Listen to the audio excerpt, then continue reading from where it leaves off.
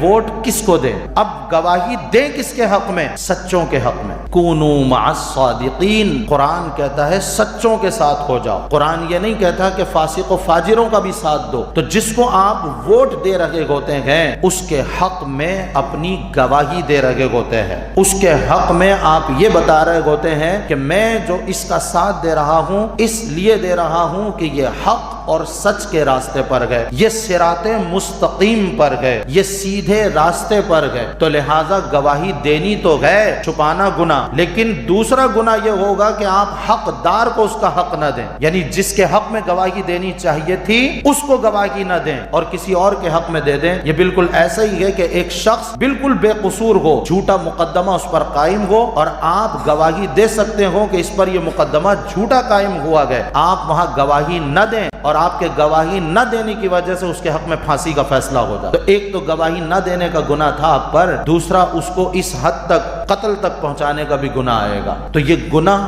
در گناہ ہے، گواہی نہ دینا اور پھر کسی فاسق کے حق میں اگر دے تو انسان گواہی دے دے، یہ دونوں گناہ ہیں۔ بالکل ووٹ نہ دینا بھی گناہ اور نا اہل کو ووٹ دینا یہ بھی گناہ، یہ دونوں بڑے بڑے گناہ ہیں۔ تو اگر کوئی شخص ووٹ دیتا گئے لیکن حقدار کو نہیں دیتا، سچے کو نہیں دیتا، صراط مستقیم پر چلنے والے کو نہیں دیتا، کسی فاسق اور فاجر کو دے دیتا ہے، کسی ظالم کو دے دیتا ہے، کسی قتل کرنے والے قاتل کو دے دیتا ہے، کسی رشوت خور کو، چور کو، لٹیرے کو، ڈکیت کو دے دیتا ہے، ملک لوٹنے والوں کو دے دیتا ہے، ملک کا بیڑا غرق کرنے والوں کو دے دیتا ہے، تو وہ کیا کر رہا ہے؟ اذا وسد الامر الى غیر اہلہ، وہ نا اہلوں کو امانت سپرد کر رہا ہے، یہاں پھر وہ گناہگار ہوتا گئے اور ایک اور بڑے گناہ کا ارتکاب کرتا ہے۔ تو لہذا ووٹ امانت بھی گئے، ووٹ گواہی بھی گئے، تو گواہی سچوں کے حق میں دی جائے،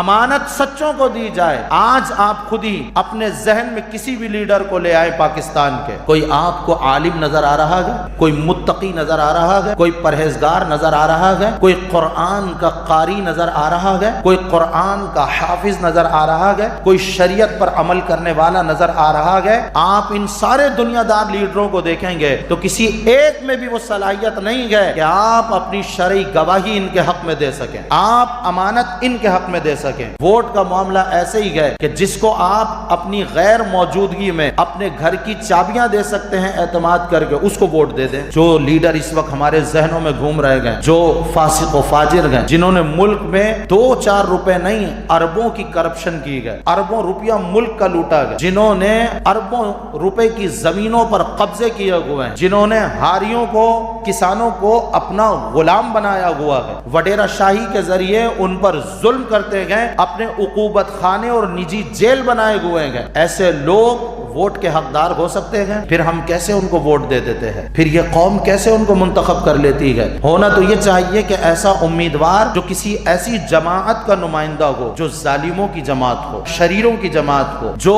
فاسق و فاجروں کی جماعت ہو، اس کا نمائندہ ہماری دہلیز پر قدم کی نہ رکھے، اور اگر غلطی سے وہ قدم رکھ دے آپ ان کو بولیں جناب یہاں آپ کی کوئی جگہ نہیں گئے، ہم بحمد اللہ مسلمان گئے، رسول اللہ کا کلمہ ہم نے پڑھا گئے، گواہی ہم اسی کے حق میں دیں گے جو رسول اللہ کا دین نافذ کرے گا۔ آیا آیا آیا آیا آیا آیا پاکستان کا مطلب کیا؟